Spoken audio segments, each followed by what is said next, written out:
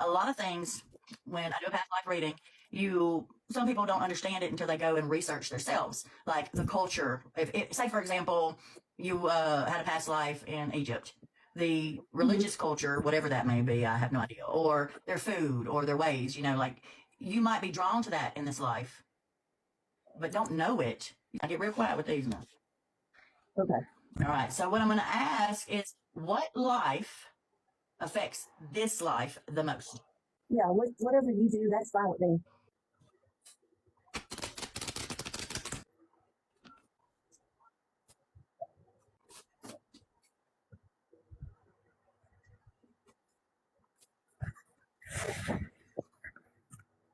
Oh, wow. Wow. I've never pulled like that. Okay. All right. So before I read what each card means, I already kind of know these. Caitlin, this would make total sense. Or can you hear me? Hi, Sissy. This makes so much sense. Caitlin's going to be like, what? The lifetime that affects this life now. You were an orphan, which means that there is an abandonment issue. Maybe you feel a little abandoned. Maybe you feel like you're going to be abandoned. Maybe that's why you take on anybody that feels abandoned. Does that make sense to you? You with me? Okay. Makes sense. Now, in that same life, you were persecuted for witchcraft. Doesn't mean that you were a psychic or doing any spiritual work. Most likely you were, and you were just back in the day, you know how it was. You were persecuted just for being accused. Just for being accused. Doesn't matter. This doesn't mean that you were or weren't. You were accused because of the company you kept. You could have done simple things like use plants for medicine, or any little thing. I will tell you, Caitlin, this is what's going to shock you. Or not shock you, but me and you will understand this. But you, most likely, you lived in the biblical times, and there's a huge chance that you actually watched Jesus be crucified. Wow. Or religion. Okay, so I'm going to read each card to you. The exact word of what each card means, okay? About you, that already makes so much sense. Well, I'll tell you a big detail. I have a big fear of fire. Wait till I'm done. Bonfire or something, I can be around it, but like a big fire or anything like that, I freak out and panic. I've had it since I was little, and I even joined as a volunteer firefighter because I thought that would help me get past it. It didn't. Okay. You drew this card because you had one or more past lives as an orphan. This is created, which also mother issues, father issues, things like that, right? Mother. This is creating a current life abandonment fear for you. It's a fear. In those lives where you didn't have your mother and father's protection, love, or support, you develop great strength and inner reliance, which continues to help you in this life. However, you may have also developed survival skills that are double-edged. These coping mechanisms help you get by, but they also blunt your heart and emotions. A person, your emotion, unseeable on the outside. Does that make sense? Yeah. Part is a reminder to acknowledge that your true mother, father is God. I'm reading the book. Okay? Yeah.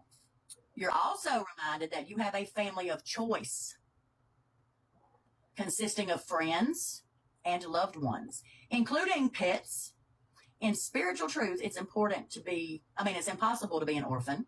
Your true heavenly parent is always with you. Now remember, he gives us angels. He gives us guides. We're never alone. But we feel alone to an extent that it is, I think you already know what I want to say. You got gifts, and I don't think you want to, You tend to isolate yourself. You may benefit from seeking compassionate support from like a 12-step emotions group or a counselor, therapist. But when I read that, I'm feeling a spiritual therapist, Reiki, hypnosis, whatever. Honestly, a past life regression. And they're right beside each other. Look at this. Okay, so persecution and inquisition. You drew this card as validation of your suspicions. You were accused of witchcraft. being a heathen or other crimes in the past. You suffered greatly as a result of the persecution, and the fear of that persecution has carried forward into this life. And you know that's what they did. That makes total sense, your fear. Failures and deaths that had nothing to do with you. Your neighbors and the government said that you were casting spells, which was a capital offense back then. In reality, you were a good-hearted person, as you remain to this day, who had the ability to see into the future and to use energy for healing purposes. When falsely accuses you now, you become fear-set, because that's the behavior that led to your painful death in a previous life. You may also be afraid to openly admit that you're still a talented healer and psychic. To heal from this, know that in this current lifetime, spiritual teachers and healers, they're needed and loved instead of feared. And the fact that you're back on earth shows that no one can harm you permanently or prevent you from pursuing your spiritual path. And religious trauma, I know I talked to you about that a while back.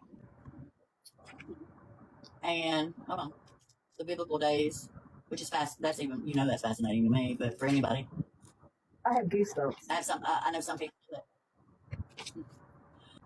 when you read about Jesus, Moses, I'm reading, by the way.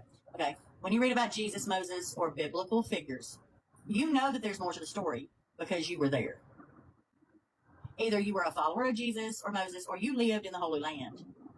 As a result, traditional religious interpretations of the Bible stories don't ring true to you because you know there's more. You know in your heart and soul what really happened. As such, you tend to follow your own religious spiritual path. If you witness the crucifixion, emotional scarring stemming from the heartbreak and horror that followed your beloved teacher's death, these reactions may have caused you to shut down your spiritual side, third eye, things like that, clairvoyance, and other gifts. To reconnect with your God-given abilities, pray for help from the biblical figures to whom you feel most connected to. You'll learn that they have forgiven all transgressions and have moved on with their spiritual lives as well, and they'll help you do the same. Religious trauma. See what I'm saying? Religious trauma makes total sense. Yeah, it all makes sense to me now. A lot of little things, it all just comes together. Hey, Louie. Yeah, it's just really brought it all together. You were right all along. After what yeah. I got a lot of feelings to do. I know. I must be psychic or something. I don't know. But, orphan. But the abandonment, I was still full of abandonment.